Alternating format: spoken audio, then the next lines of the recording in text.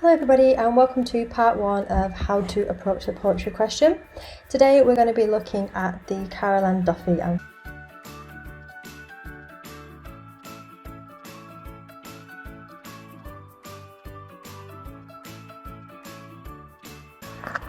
Okay, so just a reminder of your paper 1 poetry section. You've got roughly 45 minutes and that includes reading, planning and writing.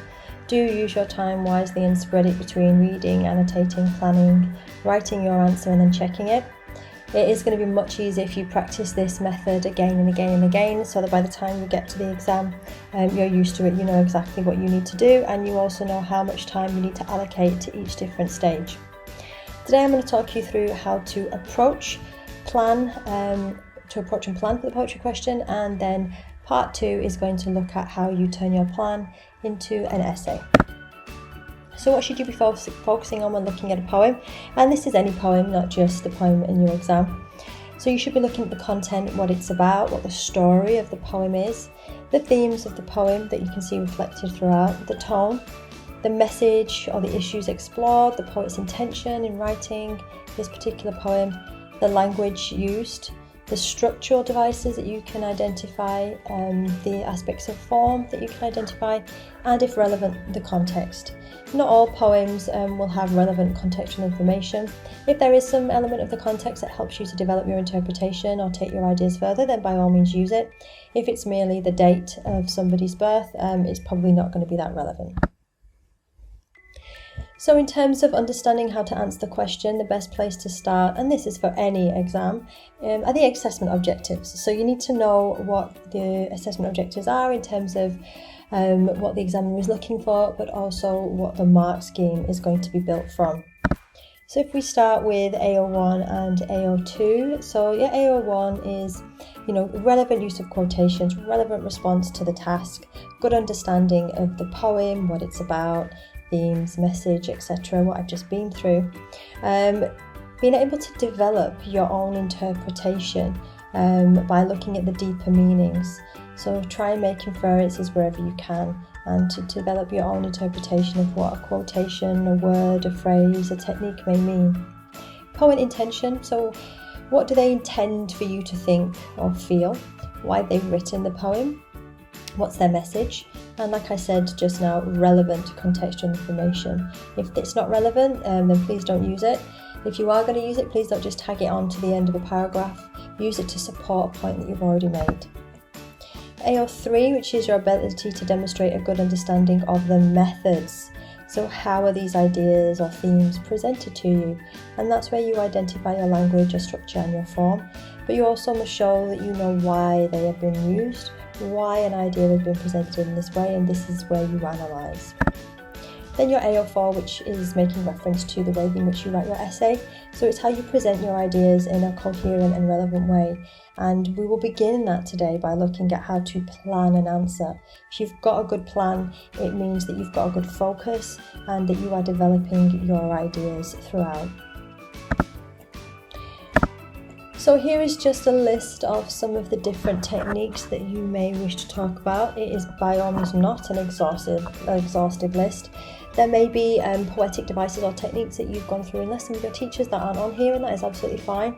If I was to create a list of every single thing any of us could ever think of, it would be far too big to place on the screen.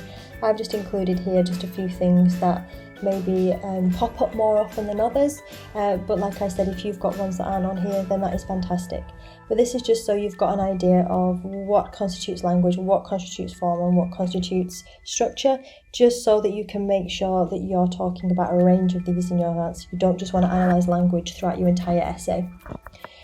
So in terms of how to analyse, do use the what, how, why technique. So like, what technique can you identify? What do you see? What's used? Why is it used? What is the effect? How does it reinforce the message or the themes? And then try and double up on techniques. And I'm going to make reference to that phrase quite a lot. And when I say double up on the techniques, I mean if you've got a quotation and you've identified caesura, for example, you analyse the caesura, you then may also want to develop it further by talking about a second thing, and then you may decide, well, I actually would like to talk about the words that I used on either side of the caesura. Then you are doubling up because you are talking about two things. So this is the question that we're going to look at today. Explore the ways in which Duffy makes the poem A Child Sleep so moving for you. Remember that you will have a copy of the poem in front of you, so that will definitely help you in order for you to be able to do an in-depth analysis. So I always like to give steps with any question for any exam really. It's a good idea to have some steps. It just kind of focuses your mind, and if you've got steps, even if you can't always remember, you think, well, I know there are 5 and I've gone through 3, what could the other 2 be? It just helps you to make sure that you've covered all bases and that you've gone through every single thing that you need to do before you write up your answer. You can't just jump into an answer. Quite a lot of times people want to do that, they don't want to waste time planning, but I can assure you it's not wasted time. So a plan helps to focus you, helps to make sure that everything you're saying is relevant, but it also reminds you what to say as you are writing your essay, so that you don't go off on a tangent or you don't lose your focus. So the steps are 1 to 5. So the first one is to read the question and underline the focus. So what you have here is the key word that stands out for you is moving. So how does Duffy make the poem A Child Sleep so moving for you? So that's what you're really now dealing with. So you're going through, you're looking for anything that makes the poem moving. And these questions are usually quite broad, so that you can really pick whatever you want and tailor it to the focus. The second step is then just to quickly make a note of what the poem is about. Just quickly do this on a piece of paper. So this is definitely going to help to remind you of what you want to say about the technique. So nothing in a poem is in isolation. So the poems do reflect what the techniques do reflect what the poem is about. They reflect the message, they reflect the theme. So if you've got a good list of all those things before you start identifying the techniques, it makes it easy for you to know what to say about the techniques. Once you've done that, then you can go through the poem and highlight the different techniques. It's probably a good idea to have 3 different highlighters, so you can highlight the different elements of language, structure and form. And as you're going, you could also just label them and say what they are. You will then go back and try and make some more detailed notes, depending on the ones that you've chosen or the ones that you think that you will use. But initially, just quickly go through and identify the ones that you definitely can see. So you want to aim for a mixture of language, structure and form, and like I said, look out for the ones that can be doubled up. So if you're not sure about, I've got this technique and I've got this technique, I'm not sure which one I want, pick the one where you can say more about it. If you can say 2 or 3 things about quotation, and then you've got one where I can only really talk about a simile, go for the one that's a bit meatier, it's got more to say. Once you've gone through all of these stages, then you can do a brief plan. You want to aim for around 3 points. You will practice this quite a lot, and you will get to a point of where you think, okay, in the time I can do 3 points, or actually I think I can do more than 3 points, or in the time I do really struggle, I can probably do 2 really good in-depth points. So as always, these are just my suggestions, and you will tailor it to suit whatever you think your strengths and your weaknesses are. So we've done step 1, and we're now going to do step 2, which is where we make a note of what the poem is about. And you will use these notes throughout the rest of the planning stages, so they are, quite important.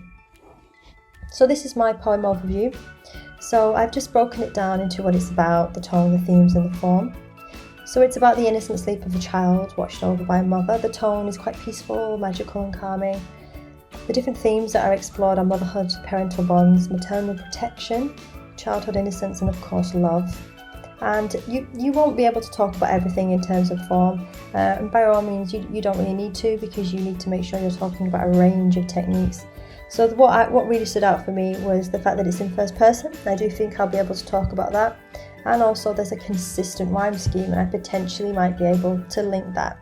When anything is consistent, it usually represents some kind of cycle or something being continuous, and I can already see that motherhood is a continuous element of somebody's life, as is love and the bonds that a mother and a child have. So I already have an idea that I might be able to use that to link back to the themes. So what you want to do once you've got your list is you think, right, okay, this is all that I know. I know all these things now about the poem. Now I've got to go back to the poem itself and think about how I know. So how do I know it's about the innocent sleep of a child? How do I know the tone is peaceful? How do I know it's about love or parental bonds? And this is where your techniques come in. So the how you know are the techniques that you can identify. So we're now going to do step 3, read the poem and highlight anything that is relevant to the question. If at this stage you think, well, I don't know what's relevant to the question, then just highlight anything that stands out to you that you feel confident talking about, and then you'll make your final decisions later on. So as I said, it's maybe a good idea to have yourself an annotation key that you consistently use for all your poems. I've chosen yellow for language word choice. I've chosen pink for imagery and all the techniques that create imagery, and then my green is structure and form. So I've just quickly gone through and I've highlighted those, but as you highlight, what you want to do is you also want to name them. So here we've got highlight, name, explain. So here I've got my highlighted and I've named them. Now you won't have as many as this. I've just highlighted and named as many things as I can right now, just so you've got an idea of what it should look like. You may do half of this because you will already be able to see there's no way I could talk about all these things in an essay anyway. But this is just my example to you. And at the next stage where you start to explain them, that's when you might think, oh, okay, well, I'm not actually sure that I know what the effect of that enjambment is. So then you may just cross that one out. You don't want to talk about it. You may do the same for alliteration down here.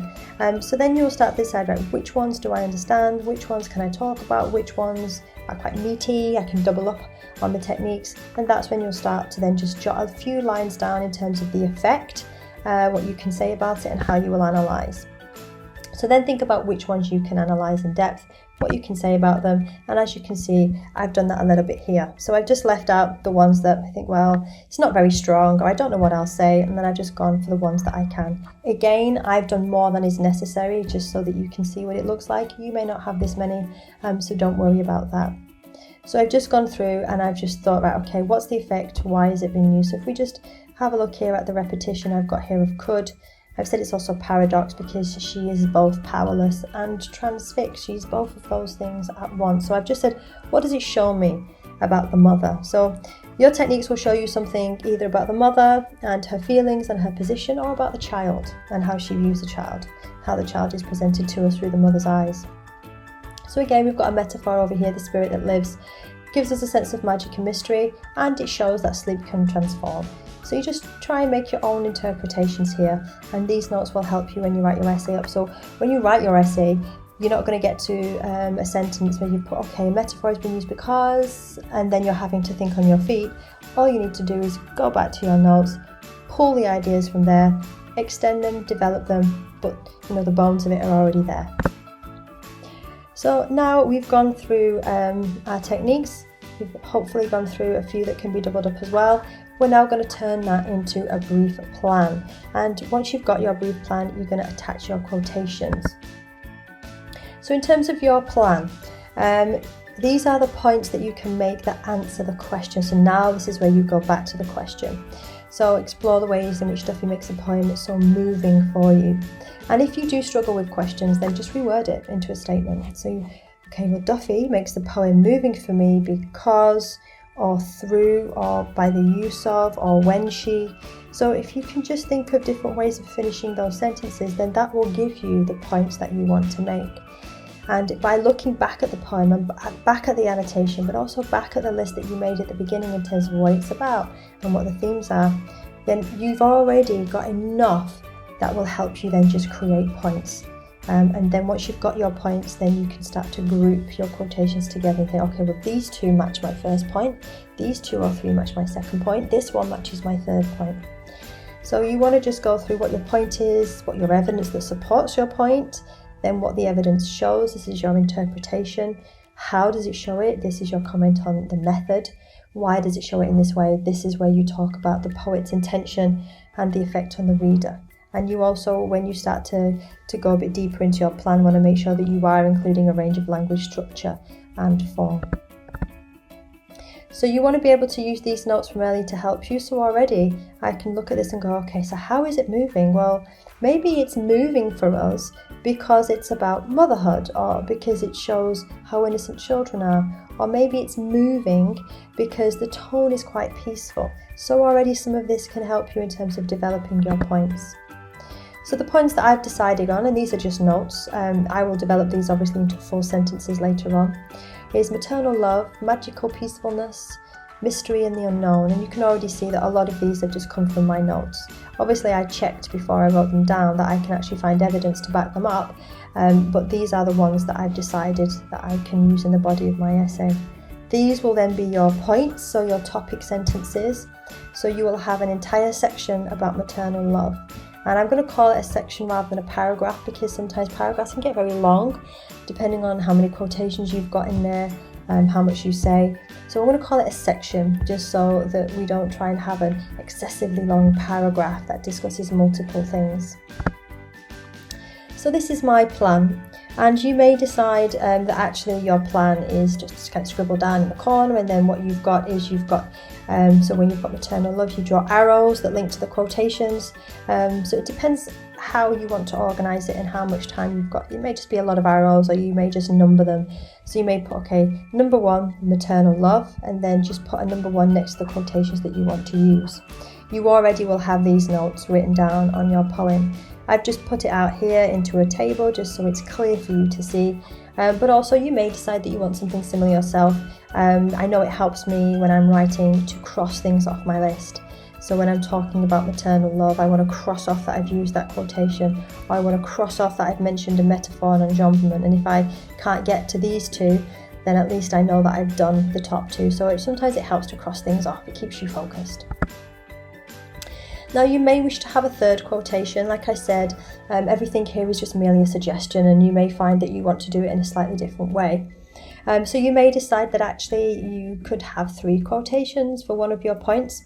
If you do have 3 quotations, and even if for when you have 2 quotations, always start with your strongest. So you really want to just jump in and show the examiner what you can do. So always start with your strongest quotation, the one that you feel that you can say the most about, the one that you can double up on. Like I said earlier, you may say 2 things about this quotation, and you may only say 1 thing about this quotation. As you can see, I've only identified personification. So the reason this is first for me is I can say a lot about it. And then if you've got a third one, your third one may just be something that helps you to expand your point. It may be something that you just use to explain. It may not be something that you really delve into. So there are different ways that you can use quotations, but you do want to have a variety of them to show that you can pull lots of evidence from the poem in terms of responding in your own essay. So that's the end of this lesson. So just a quick lesson that hopefully has helped you to respond to a question and talk you through the stages that you need to go through in order to get to the point of where you've got a fully developed plan and you know exactly the direction that you're going to go into and where you're going to take your essay. So thank you very much for taking part in this lesson. Please do check out part 2, which will go through how to write up your answer and gives you an example of an extract from a model answer, just so you can see what it should look like. Goodbye.